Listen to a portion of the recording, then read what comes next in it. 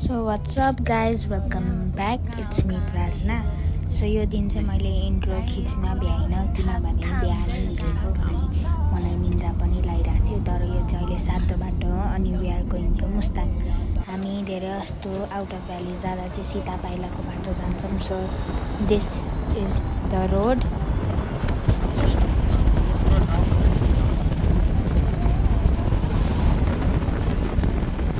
काठमाडौँबाट निस्किने बेलामा चाहिँ हामी प्रायः जसो सीता पाइलाबाट छिरेर तार्के निस्किँदैछौँ अहिले। अनि हामी चाहिँ हुलाक डाँडामा खाजा खाएको छौँ। चिया सेल निकै फेमस छ। I will cancel your room. You do, then I will see how you will. म पनि भिडेन त छ ब्लगमै जानुपर्छ है।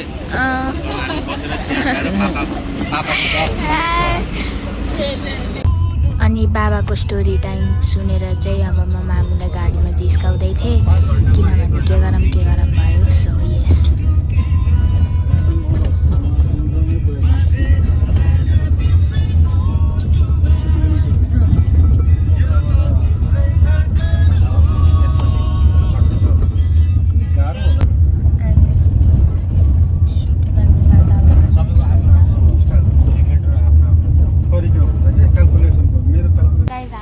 टपरीमा आयौँ होइन। हजुर पनि आउँदाखेरि दमाउले डुना टपरीमा खानु किनभने यहाँको खाना घरमा खाएको खाना जस्तै हुन्छ। So yes if you notice then हामी पहिलोचोटि मुस्ताङ आउँदा पनि यहीँ खाएको थियौँ अनि हामी जहिले यहाँ आउँदा यहीँ खान्छौँ। सो या गर्मी छ। Aunty high. हामी यहाँ दमौली दुना टपरीमा लन्च खाएर पोखरातिर गर्दैछौँ। बाटो निकै राम्रो छ मुलिन टु पोखरा। आज हाम्रो प्लान चाहिँ कहाँसम्म पुगिन्छ भिडियो हेर्दै जानु। लास्ट स्टेसन कता हो अब नयाँ चस्मा लाएर बसेको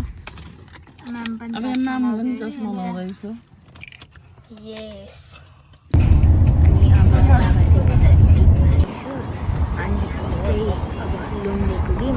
सो बेसिकली लुम्ले चाहिँ त्यो हामीले ओइसेलु टिपेको ठाउँ हो। तर योपालि चाहिँ हामी ओइसेलु टिपेनौँ किनभने त्यहाँनिर कन्स्ट्रक्सन चलिरहेको रहेछ। त्यही भएर लुम्मा जाने ठाउँ नै देखेनौँ। अब जाँदै गर्दा चाहिँ लुम्लेबाट अगाडि लागेपछि पहाडी एरियामा सिमसिम पानी पर्दैछ। अँध्यारो अँध्यारो हुँदैछ। 3-4 बज्दा पनि राति भएको जस्तो छ। हामी पेट्रोल पम्पमा रोकेको अनि यहाँ पानी परिरहेछ। हामी पुरै परेको छैन, जस अलिअलि परिरहेछ। सो यस 100 रुपियाँको ऐसेलु किनेको होइन। एकजना बुढिआमाईसँग हेर्नु न कति बाटा बुढिआमाईहरू पनि यहाँभित्र पात राखेर डबल गरेर माथि मात्रै ऐसेलु। रियल साइज हेर्दाखेरि यत्रो खाँदाखेरि यति छ।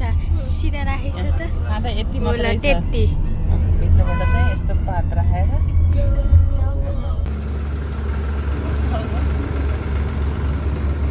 सो वेदर फोरकास्टले नि हिउँ चाहिँ पर्छ भने चाहिँ अलिअलि।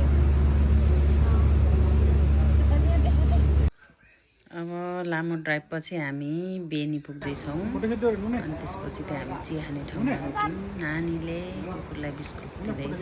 यहाँ अब यो पुलमा रोकेको अनि त्यस्तो चिसो पनि छैन होइन। I feel like last time भन्दा चाहिँ अलि चिसै छ तर त्यस्तो चिसो पनि छैन। गाइस अब चाहिँ हामी रुप्सी आयौँ होइन। अनि अब इट्स नथिङ न्यू किनभने पहिला पनि आएकै हो। तर हुन्छ नि एक्साइटमेन्ट लेट्स गो त्यहाँ माथि जाने हो एन्ड अ लट मोर। अस्ति चाहिँ म त्यहाँ माथि गएको थिएँ अनि बाबाले मलाई तल झार्छु किनभने यो चाहिँ अब त यो लड्छु है तर म लड्दिनँ। अनि अहिले चाहिँ म चप्पल लगाएर आएको छु, जुत्ता लगाएन मैले। सो या अनि अहिले चाहिँ खैया चाहिँ बनाउन लगाएको रहेछ। अनि बाटो चाहिँ 3-4 ठाउँमा चाहिँ डेन्जरस नै छ होइन किनभने लाइक उताबाट गाडी आयो भने यताको गाडी पास हुँदैन। अनि सो या नत्र त ठिकै छ।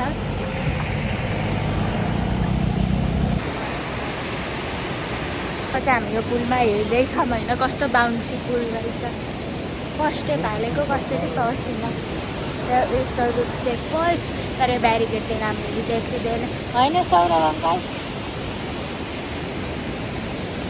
सो हामीले फोटोजहरू खिच्यौँ अनि त्यसपछि चाहिँ हामी चटपटे खायौँ चटपटे खाने ठाउँमा एउटा त्यो सानो प्लेटलाई त्यो प्लेटलाई 10 रुपियाँ कति चाहिँ लुटान अब गाडी नजाने ठाउँ भएर ठिकै हो दिनै नै सयौँ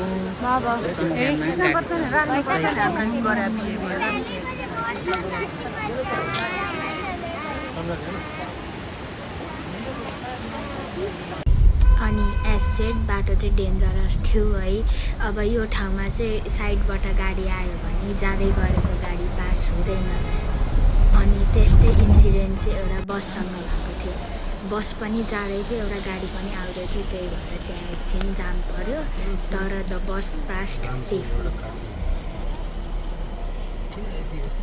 यहाँ चाहिँ स्ट्यान्डर्ड डिलक्स रहेछ डेस्टिनेसन चाहिँ होइन खै के डिलक्स थियो हो कि यो स्ट्यान्डर्ड डिलक्स थियो चाहिँ डिलक्स चाहिँ हामी बस्ने अर्डर गऱ्यौँ टेस्ट गर्दाखेरि मिठो थियो यो होटल चाहिँ लेलेको राम्रो होटल मध्येमा पर्दो रहेछ This is the journey so far of this hotel or restaurant, whatever you can call it.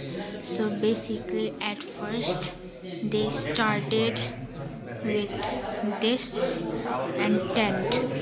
First they started with this small house and this tent and then their kitchen was like this and then they had horse. So guys, म चाहिँ रुममा Oh no. Guys अघि चाहिँ बत्ती गयो होइन त्यही भएर खिच्न पाइनँ तर अब 10 बजिसक्यो हामी सुत्न लागेको सरी सो या अनि वार्मिङ बेड हो त्यही भएर बेड एकदमै तातो छ होइन अनि बाहिर चाहिँ 2 डिग्री छ त्यही पनि म हाफ लगाइरहेको छु कति आँटिलो छु के मामु है यस सो यस भोलि चाहिँ हामी मुक्तिनाथ जान्छौँ so stay tuned so yeah by by